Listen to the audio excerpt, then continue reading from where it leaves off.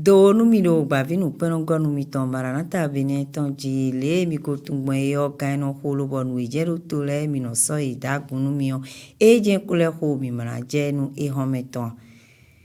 ene do podo go mi to pe nu mi boku do me pe pon podo ye ipo mi na tu en ton do me jire nu ijero to e o nu husin nu mi ton e do me jire bene podo ni je pa bo mi na tu no ku to nu mi gan do bene to me fi ewe to gan romi ati wa da ipodo àwọn gan abdulrahman ti ani ipo eyan wa to ni je ton ko bene ton pan le ye wa ime lo boblo ple do azan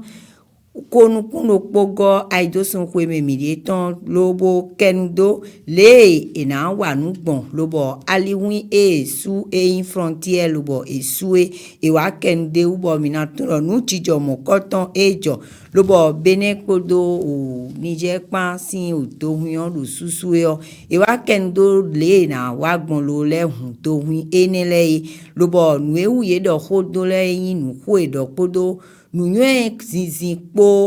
òtítọ́ mẹ dàgbé kpó lé mina wà nugbẹ́rò kpọ́ dìé lọ́bọ̀ nyawuli yé jiwẹ̀ mina jíjọ́ lo na tún lọ́ mẹ́dzire e o wẹnu èmi lè diọ́ diọ́ dàgbé wẹ̀ eyín lò mí kpó níjẹ́ kpán tẹ́tí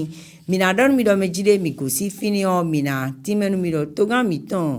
uromia di wada yi ero bene to onu eo edu kwekpe kwenu ton kande wo go lobo kwekpe kwenu ton kande wo go ene edu e o ye honu me o hogbe yin wido tanu me ton susu honu me kwekpe kwenu me ton dudu tenele teme ido sedo togan mi ton romia di wada yi eo mi wa modo mejire o jonjoja mi ton yin to oton le lomo ye gbagbenu o aso wa lo togan romia di wada yolo moro mejire gbeto inu e wa kwenu eru nunyawole to kpla koli tome lobo gbeto inu wa kweni oni weson lobo miwa moro mejire gbe wan dede do nukoni do na do si hu kpla to okoli yo bo minado aipa ewo mejire mi ganje ututon lo tun do mejire enana sinko nu gbe wan dede do nukoni le ewe na donu mi do mejire wenu emi do fine gosi esan ro po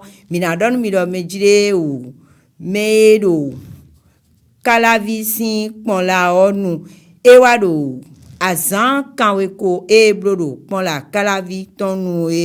ewa do gbedo ekoyin o me kalavi ton enu yodo Nathanael Kotie eyi melobo yi jono hojira zan atole ton do a sibigbe azan kogo aidosun kweme mide tonton lobo do hojira zan ato enele sinu kon ewa do kudonu do poropo itan lenu azan kanwe ko mo eko blodo azo kon die lobo edo titi mewe kome gan kalaviton eniodo titi mewenu do poropo eyin hojira zowa tole do mejide emi pagbenu ye tite ngbetonu azo eye no wa lobo no do si kugwa lonu oto osin nu kon igbon hojijira ye ton le me lobo ado di do enu do poropo iton le do mejide azan kanwe ko emi ko blodo a check pipa onu din eyin meli kalaviton eyin meli blo adahu meli eru benetu onu le binu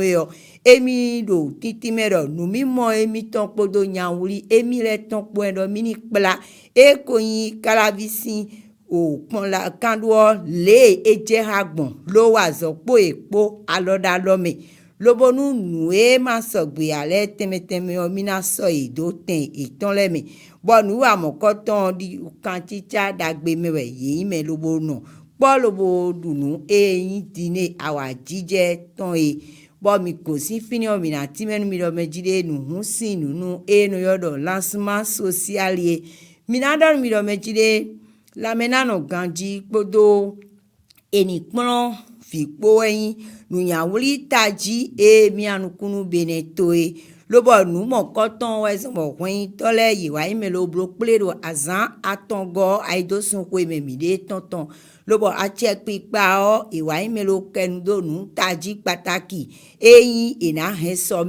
heme enele mewe ìwà rodido edindo mejide we ma home le o onyonu vi mi ton le besin o lisime nu konton kaka hen do bene ikungba bichio nyonuvile de kunsona su azome kwe besi we ma khome mi na bedin do le kwele kwe foilan ko atonukun no poje kwe foilan ko atonukun we gojio bo eni olo na zon lo bo nu e ko gbeyin e hunle mega ajiji me wenu e azinzono de wa do to kwe o amasi kwe na sani jenu controlo lo na hunle gan e kunsona imelo na swaho de na o mina donu mi do me jide e hometon mina so yin fine o janwe ma tongo ki game we godo me vive na che njodo ani nu konu ni yonwe ani no hun sin da gbe me le ni don tero nu kon igbon e kana mo nu yin po wi po kaka ene mi mana do mi do jide e isan de a